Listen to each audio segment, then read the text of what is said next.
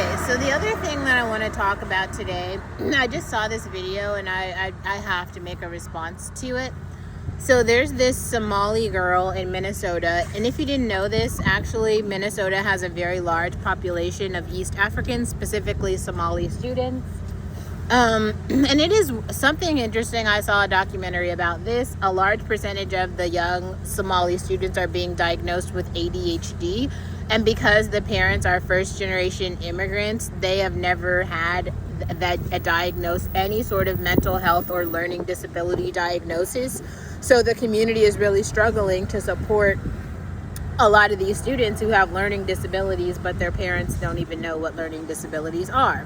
Anyway, so this particular Somali student, she's a high school graduate, but she basically did the concurrent enrollment thing where she also took 2 years of college classes during the same time as high school. So she graduated high school with 2 years of college and now only has 2 years of college left. And she wants to go on to be a doctor and support a community in Somalia. Now, Somalia and Ethiopia have very similar challenges in terms of like reproductive health and a lack of health care workers. So this is actually great. I love that she's planning to go back to her community. There are just some things that I want to point out. She literally said she does not have access. She pointed over and over to the fact that like she doesn't have access, and she keeps saying this. And I was like, oh, huh. But then she was talking about how she realized she didn't have access because her peers had access. This is to like volunteer opportunities at hospitals or whatever. I want to say this. My family's full of entertainers, so when I wanted to be pre-med, I didn't have anyone in my family either who was in the field.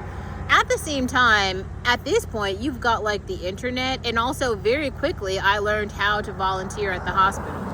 Like, you just call the hospital and you say, hey, like, I want to volunteer, and they will literally tell you how to do it. They usually have like a form in a department, a volunteer manager. It's not like rocket science, so you just legitimately call the hospital that you're interested in and say like, oh, how do I go about volunteering?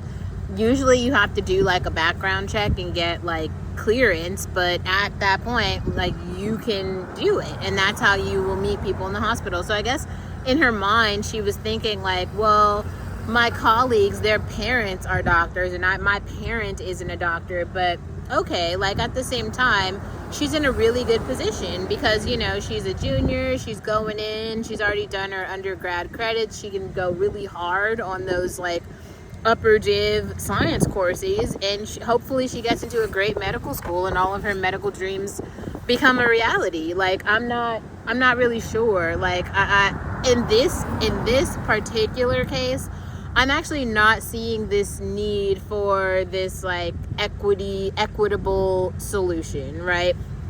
In this particular case, this girl's on the right path. All she needs to do is like stay on the right path. But like, I feel like a lot of people, especially like these immigrant stories, they keep trying to tell like reverse Black American stories, which I don't think is the case. Like, Black Americans dealt with a different situation, which is like segregation. So like literally they just wouldn't be allowed to go places, even if they like did know someone. Or there's a whole show about this. I wrote about this in The Nick. The Nick is literally a TV show about this exactly. So you can go watch that TV show, or I'll link my video that I made about The Nick to it. But it's like, that's a little bit strange for me. And then it was like, she was like, I'm a first generation high school student.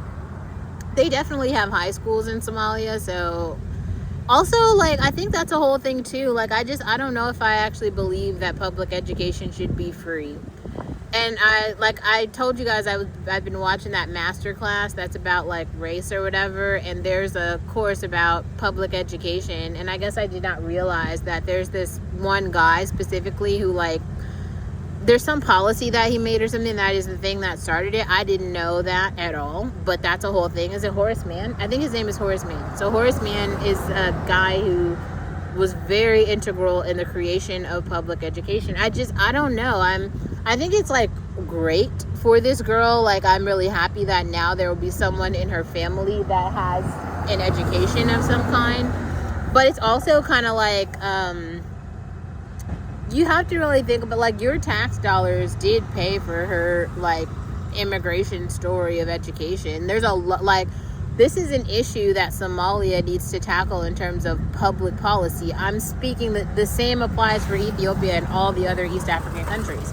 Like, we need to create policies so that kids in Ethiopia can be there and also get great educations and be able to have the skills to, like, do those careers there, because, like, they also need doctors there. You don't have to come all the way over here to go be a doctor there. That's an infrastructure problem there that somebody needs to solve. But it does seem great because this girl is literally standing up and saying, I want to solve that problem.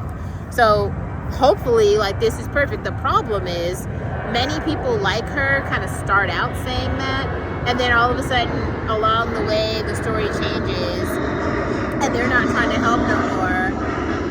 It literally just becomes them, like, you know, just becoming American, basically becoming like immigrant Americans, and this is like, that's it. So I made a lot of, not a lot, but I have a little bit of content about being pre-med on the channel. I was for a long time, not a long time, but I was like long enough. I was pre-med for long enough to where I think my opinion counts. So yeah, I don't know. If you care to hear that story, then yeah.